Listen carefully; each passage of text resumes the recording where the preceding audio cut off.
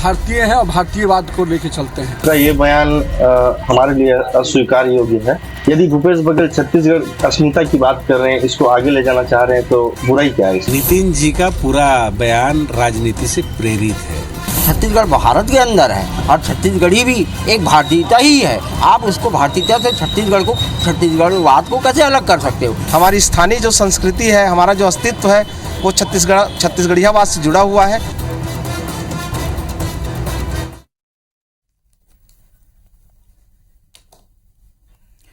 नमस्कार, स्वागत है। मैं पुनीत पाठक हूं। जो प्रतिक्रियाएं, जो बयान आपने सुना, आज हम इस विषय पर फोकस करेंगे। छत्तीसगढ़ की बात देख रहे हैं आप। 1 नवंबर से प्रदेश राज्य स्थापना दिवस राज्योत्सव की शुरुआत कर चुका है। राजधानी के साथ प्रत्येक जिले में राज्य का उत्सव, स्थापना का उत्सव मन रहा है। इसके तहत विभिन्न कार्यक्रम किए जा रहे हैं। एक तरफ छत्तीसगढ़ के 22 बरस पूरे होने पर राज्योत्सव की रौनक है, तो दूसरी तरफ भारतीय जनता पार्टी के प्रदेश सह प्रभारी ने कुछ ऐसा कहा है जिससे छत्तीसगढ़ियावाद के मुद्दे पर प्रदेश में एक नई और खुली बहस छिड़ गई। दरअसल बीते दिन मुख्यमंत्री भूपेश बघेल ने सभी जिलों में छत्तीसगढ़ महतारी की मूर्ति लगाने की घोषणा की। एक मूर्ति का अनावरण किया और सभी जिलों में इसे फॉलो किया जाएगा, ये कहा। इस पर बीजेपी प्रदेश सह प्रभारी नितिन नबीन ने प्रतिक्रिया में कटाक्ष कर दिया।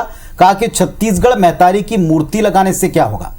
आगे उन्होंने यह भी कहा कि हम छत्तीसगढ़ियावाद नहीं बल्कि भारतीयवाद का समर्थन करते हैं। जाहिर सी बात है, जो प्रतिक्रिया आपने सुनी, इसमें छत्तीसगढ़ की चिन्हारी या अस्मिता से जुड़े मुद्दे पर कांग्रेस मौन नहीं रहेगी। मौका उनको मिला है। अब सवाल यहां पर यह उठता है कि क्या इस माहौल में, इस परसेप्शन के बीच में नितिन नबीन का बयान 2023 की तैयारी में जुटी बीजेपी को बैकफुट पर ला सकता है। हर पहलू पर बातचीत करेंगे।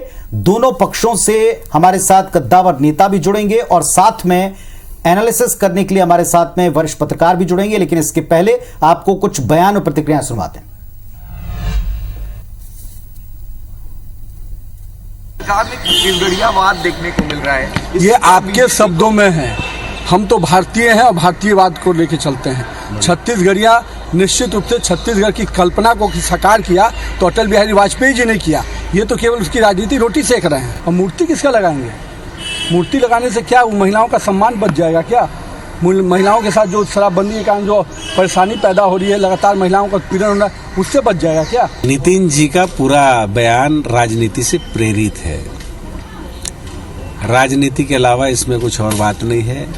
रहा सवाल अटल बिहारी वाजपेयी जी का, उनका हम लोग सब सम्मान करते हैं, बल्कि भारतीय जनता पार्टी उनका सम्मान नहीं करती है। विभिन्न मौक़ों पे देखा गया है।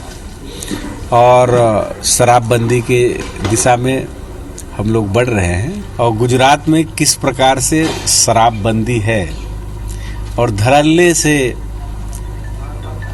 अवैध शराब बिक रहे हैं, उस पर पहले अपना वक्तव्य दें। तो छत्तीसगढ़ियावाद के ऊपर एक बयान दिया नितिन नबीन ने और इसके ऊपर एक बहस छिड़ गई। कांग्रेस पार्टी कहती है छत्तीसगढ़ की बात करें, छत्तीसगढ़ियों की बात करें, छत्तीसगढ़ियावाद की बात करें तो बीजेपी को दर्द होता है, तकलीफ होती है। क्या यह मुद्दा बैकफायर करेगा? क्या यह मुद्दा बीजेपी का सिरदर्द बनेगा? 23 की तैयारी में क्या यह चुनौती बनकर सामने आएगा? इस पर हम आज बहस करने वाले हैं और बहस करने के लिए बड़े समर्थ लोग यहां इस मंच के ऊपर जुड़ चुके हैं। राजेंद्र तिवारी जी हैं, कांग्रेस पार्टी के वरिष्ठ नेता, प्रदेश की सियासत को भलीभांति समझने वाले। डॉक्टर कृष्णमूर्ति बांदी जी भारतीय जनता पार्टी के एक जिम्मेदार सीनियर लीडर होने के साथ जनप्रतिनिधि, विधायक महोदय हैं, पूर्व मंत्री हैं। संजय शर्मा जी IBC 24 के इनपुट एडिटर और वरिष्ठ पत्रकार जो प्रदेश की सियासी नब्ज को अच्छी तरह समझते हैं। आप तीनों को नमस्कार, स्वागत है आपका छत्तीसगढ़ की बात में। पहले डॉक्टर बांदी, आप ही की बारी। जो कुछ इस वक्त प्रदेश में माहौल चल रहा है, एक तरफ देखा जा रहा है कि आप काट नहीं ढूंढ पा रहे उस चीज की, दूसरी तरफ छत्तीसगढ़ियावाद नहीं भारतीयवाद ये कहकर और मूर्ति लगा के आप क्या करेंगे? क्या आपको नहीं लगता ये मुद्दा बीजेपी को भारी पड़ेगा? कांग्रेस आपसे सीधा पूछ रही, आपको दिक्कत क्या है, तकलीफ क्या है? देखिए, एक प्रश्न के उत्तर में एक बात आया। माननीय सह प्रभारी मंत्री जी ने जो कहा है कि छत्तीसगढ़ियावाद, तो छत्तीसगढ़ियावाद डेवलपमेंट से उन्होंने जोड़ा, डेवलपमेंट से जोड़ा। अगर आप छत्तीसगढ़िया में हम उनको डेवलप कर रहे हैं, हम 21वीं सदी की ओर लेके जा रहे हैं कि नरवा घुरवा की ओर लेके जा रहे हैं? अगर हमने यहां पर छत्तीसगढ़ की राजनीति को मजबूत करने की बात कर रहे हैं, जैसे आपने देखा कि छत्तीसगढ़ के लोग बहुत सारे बात किए, लेकिन जब राजनीतिक अधिकार देने की पारी आई तो राज्यसभा से लोगों को, दूसरे राज्य के लोगों को मौका दिया गया, तो छत्तीसगढ़ के साथ छल किया गया। तो केवल छत्तीसगढ़ ही जो भाव है, जिस तरीके से भाव कर रहे हैं, वो छत्तीसगढ़ के साथ छलावा करने के लिए कर रहे हैं। आपने देखा होगा कि जो छत्तीसगढ़ के जो बेटी लोग हैं, जो रेडी टू ईट से मध्याह्न भोजन से जुड़े हुए थे, रेडी टू ईट से जुड़े हुए थे, उनको जो लगभग 20,000 के लोग थे, आपने उनको छीन करके दूसरे राज्यों को दे दिए। ये कैसा छत्तीसगढ़िया वाद है? अगर ये छत्तीसगढ़िया वाद डेवलपमेंट से जुड़ा है तो गिल्ली भवरा बाटी की बात करते हैं, एक खेल की बात आती है, तो खेल कैसा? हम तो वो खेल खेले जिसमें नौकरी मिले। क्या ऐसा खेलों को प्रोत्साहन नहीं कर सकते जो नौकरी खेले? वो गिल्ली डंडा को करके हमको केवल एक भोंदने वाली बातचीत आ रही है, छत्तीसगढ़ को लुभाने वाली बातचीत आ रही है। तो ये छत्तीसगढ़ की बात करके छत्तीसगढ़ के अधिकारों को लूटने के पीछे इसका षड्यंत्र है। ये छत्तीसगढ़िया वाद नहीं है, छत्तीसगढ़ को लूटने का काम है। अगर सही मायने में छत्तीसगढ़ी वाद का है तो छत्तीसगढ़ी राजभाषा आयोग को जब बनाया गया तो छत्तीसगढ़ में लिखाई पढ़ाई करने के लिए इतने आवेदन, इतने निवेदन किया गया कांग्रेस सरकार से, तो क्यों इन्होंने छत्तीसगढ़ी स्कूलों के पाठ्यक्रमों में छत्तीसगढ़ी भाषा को उन्होंने स्थान दिलाने के लिए पुरजोर मेहनत किया? क्या है उनकी इसमें कर? बल्कि हमें केवल बोरेबाजी बताने के लिए है। माफ कीजिएगा, आपने जो 2 मिनट के भीतर अपने पॉइंट्स रखे, इसके बाद में वापस आपके पास लौटूंगा, लेकिन अब बारी राजेंद्र तिवारी जी की। राजेंद्र तिवारी जी, छत्तीसगढ़ियावाद की केवल बात करते हैं, कई एग्जाम्पल गांधी जी ने रखे और कहा नितिन अभी ने जो कहा वो विकास से जुड़ी बात है। हालांकि लोगों की प्रतिक्रिया हमने उनको भी सुनवाई।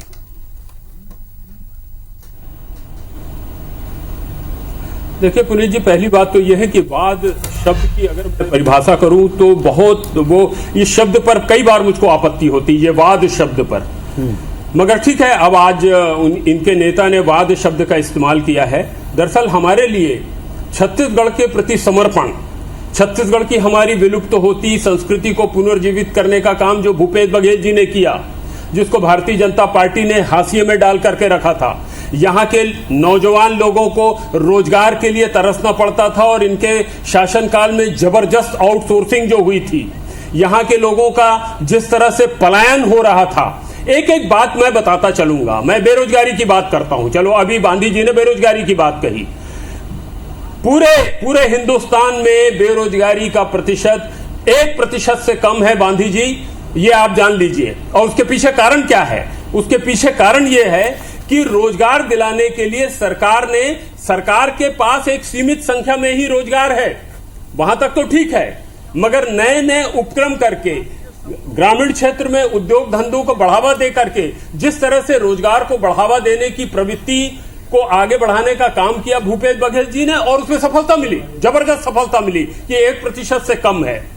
यह भी बात बहुत स्पष्ट रूप से हर कोई जानता है कि भारतीय जनता पार्टी के समय में कितनी बड़ी संख्या में पलायन होता था। हमारे यहाँ की जो लोक संस्कृति है उसकी किस तरह से उपेक्षा हुई थी। हमारी जो धार्मिक परंपरा है, माता कौशल्या का मंदिर तो आपके समय में भी था, वो हमारे लिए गौरव का विषय है। भगवान श्री राम जिनका नाम आप लोग लेते हैं, और मुझे तो ये बताया गया था कि आज उन्होंने राम के मामले में भी कुछ टिप्पणी की है, राम और रावण शब्द को लेकर के भी। आज अब चूंकि विषय अचानक मुझको ये पता चला है, नहीं तो राम की आप लोग किस तरह से भक्ति करते हैं और भूपेश बघेल जी ने उसको धरातल पर कैसे सार्थक करके दिखाया है, इसमें फर्क है। राम मन पथ। चलिए तिवारी जी, जो जिन बातों की तरफ आप ले जा रहे हैं उसमें एक बात यह भी कि छत्तीसगढ़ महतारी की मूर्ति पर कहा, मूर्ति लगाने से क्या होगा, मैं वापस आपसे इस बात पे पूछूंगा। संजय शर्मा जी दोनों पक्षों को सुन रहे हैं। एक छोटी सी टिप्पणी, घोर इसके राजनीतिक अर्थों पर हम बाद में आएंगे छोटे ब्रेक के बाद, लेकिन क्या ये चीजें भारतीय जनता पार्टी को महंगी नहीं पड़ेंगी? कई बार प्रभारियों के बयान बीजेपी को महंगे पड़े हैं। देखिए पुनीत जी, मुझे याद आता है जब मोदी ने एक बार डीएनए की बात कही थी, बिहार का चुनाव था, आपको याद होगा, और मोहन भागवत जी जो आरएसएस के हैं उन्होंने आरक्षण के ऊपर बात करी थी, और उसके बाद नतीजे सबने देखे हैं। तो ये जो छोटे छोटे बयान होते हैं, शुरू में तो उसका असर नहीं दिखता, लेकिन विपक्ष पार्टी विपक्ष की ओर से इसको किस तरह से पेश किया जाएगा, ये कई बार भारी पड़ जाता है। और जहां तक छत्तीसगढ़ियावाद की बात है तो देखिए, छत्तीसगढ़िया स्वाभिमान, छत्तीसगढ़िया संस्कृति और छत्तीसगढ़िया सेंटिमेंट को लेकर ही तो राज्य बना था।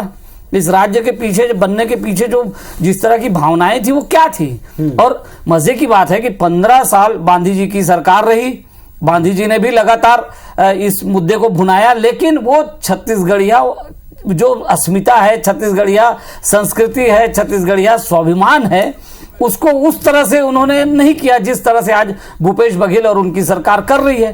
तो आपको मौका मिला, आप नहीं कर पाए, उनको मौका मिला, वो कर रहे हैं, उसमें दिक्कत क्या है। लेकिन ये सवाल इतना ही नहीं है, आने वाले चुनाव में ये मुद्दा बनेगा और इसको मुद्दा बनाने की कोशिश कांग्रेस की सरकार लगातार कर रही है। और देखिएगा कि जब ये मुद्दा बनेगा तो नितिन नवीन का ये बयान भी उनके खिलाफ जा सकता है। डॉक्टर बांदी, मूर्ति लगाने पर भी सवाल उठा दिए। आप एक तरफ एक मूर्ति लगाने पर माहौल देख रहे हैं, प्रतिक्रियाएं देख रहे हैं, आप तो प्रदेश में ही हैं, लोगों के बीच में हैं। छत्तीसगढ़ मैतारी को एक मूर्ति के द्वारा मान देने का प्रदेश की अस्मिता से जुड़ा मुद्दा अगर कोई एक तरह से व्यक्त कर रहा है, मूर्ति ना लगाने की बात करना या उसके औचित्य पर सवाल उठाना, क्या आप लोगों को इसका उत्तर देते बनेगा लोगों के बीच में? देखिए पुनीत भाई, माननीय नितिन जी ने एक बात रखा उन्होंने कि मूर्ति लगाने से फायदा नहीं है जब तक कि हमारे छत्तीसगढ़ का डेवलपमेंट सही दिशा में ना जाए। उसका डेवलपमेंट से ही मैं बार बार एक बात कह रहा हूं। अब जैसे अस्मिता की बात करते हैं, छत्तीसगढ़ की बात करते हैं, तो मैं तिवारी जी को, राजन भैया को बताना चाहता हूं कि राजन भैया कि छत्तीसगढ़ी राजभाषा को छत्तीसगढ़ का अस्मिता है, उसको राजभाषा दर्जा देने का काम भारतीय जनता पार्टी ने ही किया है। और राजभाषा को उसको आया, उसका आयोग भी बना, कि भारतीय जनता पार्टी ने ही किया। भारतीय जनता पार्टी ने ही जो छत्तीसगढ़ के जो संस्कार है, परम पूज्य गुरु घासीदास बाबा है, जो हमारे छत्तीसगढ़ के एकमात्र नेता है, एकमात्र संत हैं, जिनके सम्मान में गिरौदपुरी का निर्माण कराना भारतीय जनता पार्टी ने ही किया है। छत्तीसगढ़ के सांस्कृतिक धरोहर के लिए भारतीय जनता पार्टी ने ही अस्मिता के लिए उन्होंने काम किया। छत्तीसगढ़ का डेवलपमेंट का जो बजट था, ठीक है, जमाने में 8,000 करोड़ 9,000 करोड़ या प्रतीकों की पॉलिटिक्स से आप इनकार नहीं कर सकते, ये आपने भी बहुत किया। राष्ट्रवाद के मुद्दे पर जिस अंदाज में भारतीय जनता पार्टी देश में सामने आती है वो भी देखा। क्या पहले राष्ट्रवाद नहीं था, ये सवाल कांग्रेस बार बार पूछती है आपसे। प्रतीकों की राजनीति में कांग्रेस आपसे आगे, उसका उत्तर नहीं आपके पास।